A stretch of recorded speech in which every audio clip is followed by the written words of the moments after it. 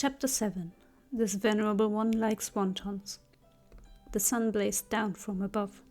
The vast grounds of Shisheng Peak stretched out for 100 miles.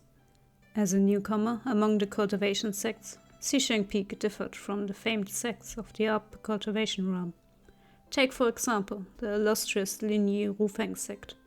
The main hall was named Six Virtues Hall, to encourage their disciples to adhere to the virtues of wisdom, integrity, holiness, righteousness, benevolence, and loyalty. The residential dwelling where disciples stayed was called Six Conducts Gate, reminding their disciples of the importance of filial piety to one's parents, camaraderie with one's peers, harmony with one's neighbors, respect for one's spouse, duty to society, and compassion for the masses. The study area was named Six Arts Platform, meaning that disciples were expected to be masters of ritual, music, archery, riding, calligraphy, and arithmetic. In short, endless elegance. On the other hand, Shisheng Peak had come from humble origins, and its names were hard to explain, to say the least. Loyalty Hall and the platform of sin and virtue were acceptable. However, perhaps because Moran's father and uncle weren't exactly scholars and had been unable to choke out that many decent names, after a few they'd given up and started goofing around, assigning Shuya-esque names left and right. Thus, many names on Shisheng Peak had been plagiarized from the underworld. For example, the self-reflection room was called Yanluo Hall. The bridge connecting the recess and study area was called Naihe Bridge, the dining hall was called Mengpo Hall, and the training field was called the Mountain of Daggers and Sea of Flames. Meanwhile, the forbidden area in the backwoods was called the Ghost Zone, so on and so forth. At least, these were relatively okay. The more out-of-the-way areas had particularly forthright names like This is a Mountain, This is Water, This is a Hole, as well as the famed Ah and Wah cliffs. The elders' quarters naturally hadn't escaped unscathed, and each had their own nicknames. And also, naturally, Chu Wanning was no exception. He liked peace and quiet, and didn't care to live near others. His residence was located at the southern summit of Shisheng Peak, hidden in a grove of cultivated bamboo that resembled an ocean of green jade. Before the main pavilion there lay a pond, which was covered in red lotuses that, thanks to an abundance of spiritual energy, bloomed as resplendently as crimson clouds throughout the season. The disciples secretly called this elegant and scenic locale Red Lotus Hell. When Moran thought about it, he couldn't help but snicker. Chu Wanning was frightful, sour-faced day in and day out. To the disciples, catching sight of him was like catching sight of a demon. And what should the home of demons be called, if not hell? "The hell are you giggling about?" Shu Meng demanded, interrupting his daydream. "Hurry and finish your breakfast. I have to take you to the platform of sin and virtue after this. Did you forget that shizun is going to discipline you in front of everyone today?" Moran sighed and gingerly touched the lash mark on his face. "Ow. Serves you right," he sighed. "I wonder if Tianwen has been fixed yet. If not, please don't interrogate me with it again. Who knows what other nonsense I might spout." Faced with Moran's genuine concerns, Shu Meng's face flushed with anger. "If you dare to be improper towards Shizun in public, I rip your tongue out," he threatened. Moran covered his face with one hand and waved the other. No need, he croaked faintly. "If Shizun ties me up with that willow vine again, I'll just end myself on the spot to prove my innocence." Early in the morning, as the appointed time arrived, Moran was brought out onto the platform of sin and virtue, in accordance with custom. He cast his gaze out. Below him, a sea of people dressed in dark blue stood as far as the eye could see. The disciples of Shisheng Peak all wore the sect uniform, light blue armor, so blue as to be nearly black, a lion's head belt, wrist guards, and clothing trimmed in sparkling silver. The sun rose from the east, illuminating an ocean of gleaming armor below the platform of sin and virtue. Moran knelt on the high platform, listening to the Yilu elder read the lengthy indictment. The Yuheng Elder's disciple, Mo Yu, has disregarded our commandments, ignored our teachings, disrespected sect mandates, and abandoned morality, violating the 4th, 9th, and 15th rules. His punishment will be to receive 80 strikes, to copy the sect rules 100 times, and to reflect in confinement for 1 month. Mo Yu, have you anything to say in your defense? Moran glanced at the white silhouette in the distance. That elder was the only person in the entirety of Shisheng Peak who wasn't required to wear the standard silver-trimmed blue uniform. Chu Wanning wore snow-white satin with an outer drape of cloud-patterned silver silk. It was as if he was swathed in clear frost from the highest of the heavens. But the person himself seemed more frigid than either white snow or clear frost. He sat placidly, too far away for Moran to see his expression, but Moran knew without needing to see that this person was probably entirely unperturbed. Inhaling deeply, Moran replied, "I have nothing to say in my defense." Next, in accordance with custom, the Yilu elder spoke to the disciples gathered below. "If anyone disagrees with this judgment or has any appeals to make, you may now speak." The disciples fidgeted, glancing at one another. No one had ever thought that the Yuheng elder, Chu Wanning, would actually send his own disciple to the platform of sin and virtue to be punished in public. This, put politely, was still called being strict and impartial. Put frankly, it was called being a cold-blooded demon. Cold-blooded demon Chu Wanning wore an air of indifference, sitting in his seat with his chin propped up in one hand. Suddenly, someone shouted using an amplification technique, "Yuheng elder, this disciple would like to plead for leniency on behalf of Mo Shidi." "Is that so?" The disciple clearly thought that even if Moran had made a blunder, since he was the sect leader's nephew, his prospects were still bright and promising. Thus, he decided to seize the opportunity to curry favor with Moran and started to spout nonsense. Although Mo Shidi has erred, he is cordial with his fellow disciples and shows compassion to the small and weak in his everyday conduct. Will the Yuheng elder please grant leniency in view of his kind nature? This fellow wasn't the only one hoping to curry favor with Mo Shidi. More and more people began to speak on Moran's behalf, on grounds fantastic and varied. Even Moran grew embarrassed listening to them. When had he ever been pure and innocent, broad-minded and open? Was this assembly for punishment or commendation?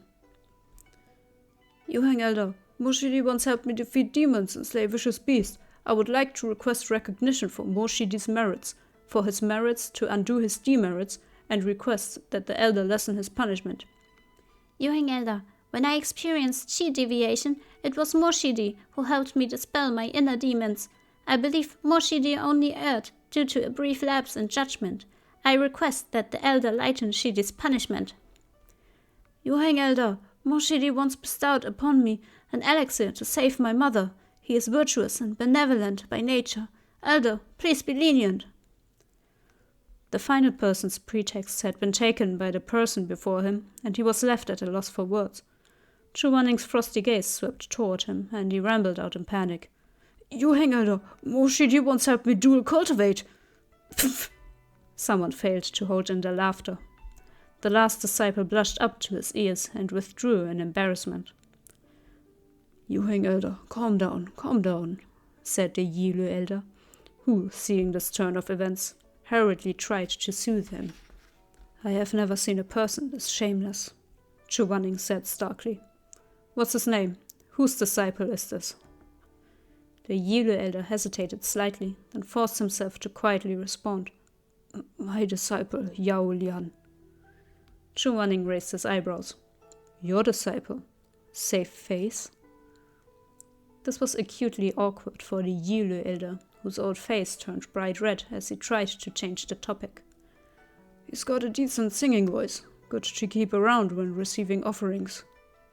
Chu Wanning humphed and turned away, not wanting to waste any more breath on the shameless Yilu elder. There were thousands of people in Shisheng Peak. A couple of sycophants here and there was nothing out of the ordinary. As Moran took in the persistent conviction of his sect brothers, Even he almost began to believe them. Impressive, truly impressive. As it turned out, he wasn't the only one in this sect adept at spewing lies in broad daylight. This place was brimming with talented people. After countless pleas of, "Yuheng Elder, please be merciful," Chuaning finally spoke. "You plead on behalf of Mo, were you?" He paused before continuing. "Very well, come here." Unsure of what to expect, the supplicants went up to him with fear and trepidation. A golden light flashed in Chuaning's hand, and Tian Wen appeared as commanded. With a whoosh, it wrapped the dozen-some disciples in a bundle and bound them firmly in place. Not this again.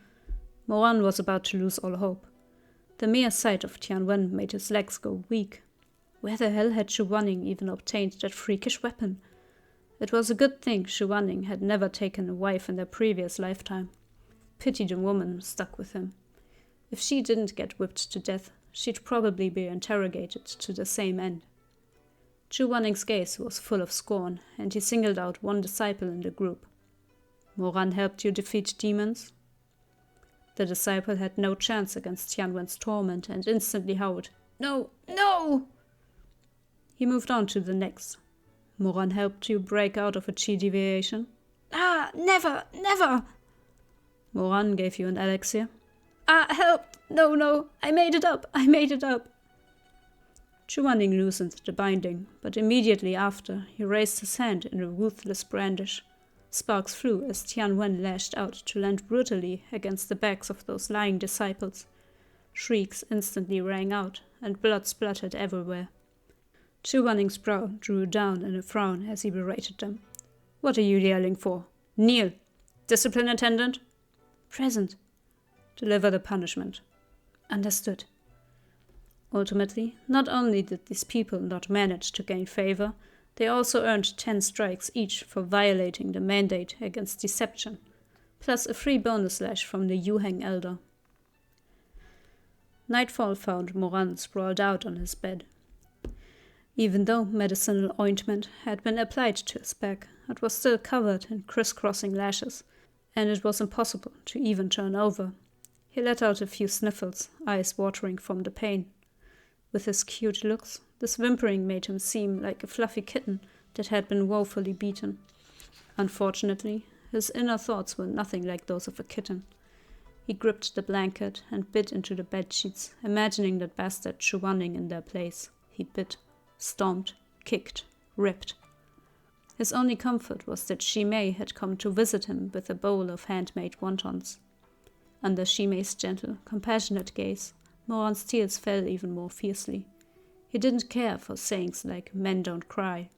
He loved to act cute and spoiled in front of the person he liked. "Does it hurt too much? Are you able to sit up?" Shi Mei sat at the edge of his bed and let out a sigh. "Shizun, his hand was far too heavy. Look at your wounds. Some of them are even still bleeding." Warmth rose in Moran's chest as he listened to these sympathetic words. He looked up with teary eyes and batted his lashes. "Knowing Shi Mei cares for me so much, I don't feel the pain anymore." "Oh, look at the state of you. How can it not hurt? You should be more familiar with Shizun's temperament. No more mistakes like that in the future, okay?" Shi Mei looked at him with equal parts helplessness and sympathy, his expressive eyes gleaming in the candlelight like warm spring waters. Moran's heart skipped a beat. "It won't happen again," he answered obediently. "I swear." "Who can even take your vows seriously anymore?" Shi Mei scolded, but he was smiling. "The wontons are getting cold. Can you get up? Just stay put if not. I'll feed you." Moran was already halfway up, but at these words, he instantly collapsed back down. Shi Mei gave him a look. In both this lifetime and the last, Shi Mei's wontons were Moran's favorite dish. With wrappers thin as clouds and fillings tender as cream, every bite of the satisfyingly plump, soft, and savory dumplings practically melted in his mouth, leaving behind a delectable aftertaste. Most of all, he loved the soup, simmered to a rich milky consistency, sprinkled with bits of chopped green scallions and tender wisps of yellow eggs, and finally, a spoonful of chili oil pepper, stir-fried in garlic paste, which warmed you from the inside out as you ate it. Shi Mei fed him attentively, spoonful by spoonful. I didn't add any chili oil today. Your injuries are too severe, and spicy food isn't good when you're recovering. Settle for the broth, okay? Moran gazed at him, smiling, unable and unwilling to look away. Everything you make is delicious, spicy or not. Flatterer. Shi Mei smiled back and picked out a poached egg in the soup. Here's a runny egg as a reward. I know you like those. Moran laughed mischievously, a silly tuft of hair curling up from his head like a blooming flower. Shi Mei? Yes? Nothing. Just felt like saying your name. Shi Mei was quiet.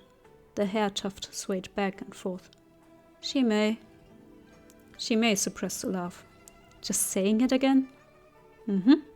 Saying your name makes me happy. Shi Mei hesitated for a moment, then tenderly felt his forehead. Silly child, do you have a fever? Moran chuckled and rolled over halfway to peek at him sideways, eyes brightly shining like they were full of stars. I wish I could eat Shi Mei's wontons every day. He meant every word. After Shi Mei's death, Moran had longed to taste his handmade wontons again, but that flavor had disappeared forever. At that time, Chuaning hadn't yet completely broken off relations with him. Perhaps due to a guilty conscience after seeing the way Moran remained kneeling in front of Shi Mei's coffin in his stupor, Chuaning had quietly gone to the kitchen. There he'd kneaded dough, chopped up the filling, and carefully folded a few wontons. However, Moran had caught him before he could finish. Moran, who had just lost his true love, had been unable to tolerate this. Chuaning's actions had seemed to him like a mockery, a clumsy imitation, a deliberate stab. Shi Mei was dead. Chuaning could have saved him, but he had refused to help. Now he dared to try to make Moran wontons in place of Shi Mei. Had he thought that would make Moran happy? Moran had rushed into the kitchen and knocked everything over. Plump white wontons had rolled all across the floor. He'd roared at Chuaning. Who the fuck do you think you are? Do you have any right to use the things he used?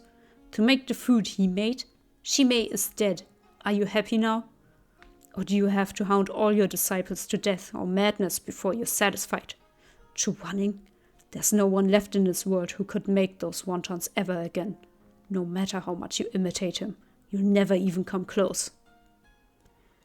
Eating this bowl of wontons now, Moran was both overjoyed and greatly moved. He kept smiling as he ate, but his eyes grew slightly damp. Thankfully, the candlelight was dim, and Shi Mei couldn't clearly see the minute details of his expression. Shi Mei, said Moran. Thank you. Shi Mei paused for a second, then smiled kindly. Isn't it just a bowl of wontons? There's no need to be so formal. If you like them, I'll make them for you more often. Moran wanted to say, the thanks isn't just for the wontons. Thank you also, in both this lifetime and the last, for being the only person to never look down on me, who didn't pay any mind to my origins, who didn't care about the 14 years I spent struggling to survive by any means, fair or foul. Thank you also, because if not for the fact that I remembered you at that moment when I was first reborn, I probably would have killed Rongju, repeated a grave mistake, and walked the same bitter path as before. Thankfully, I was reborn before your death. I will definitely protect you this time. If anything happens to you, even if that cold-blooded demon Chuaning won't save you, I will. But there was no way he could say any of this. In the end, Moran finished the soup without saying anything. He left not even a sliver of chopped scallions. He licked his lips as if he wanted more, his dimples distinct and charming, looking cute as a fuzzy kitten. Can I have more tomorrow? Shi Mei didn't know whether to laugh or cry. Don't you want to try something else? Won't you get tired of them? I'll never get tired of your wontons, as long as you don't get tired of me. Shi Mei laughed, shaking his head. I'm not sure how much flour is left. If there isn't enough flour for wontons, how about eggs in the sweet soup instead? I remember you liked that one too. Okie dokie. As long as you make it, anything is fine. Moran was elated, so happy he could have rolled around hugging his quilt. Look how tender and caring Shi Mei is. Chuwaning. Go ahead and whip me if you like. I've got a beauty to take care of me when I'm laid out in bed. Just thinking about that shizun of his lit a flame of anger in the midst of his tender sentiments. Moran dug resentfully into the crack between the bed and the headboard once again, cursing internally. You hang off the night sky? Baidu immortal? What bullshit. Chuwaning. In this lifetime. Just you wait and see.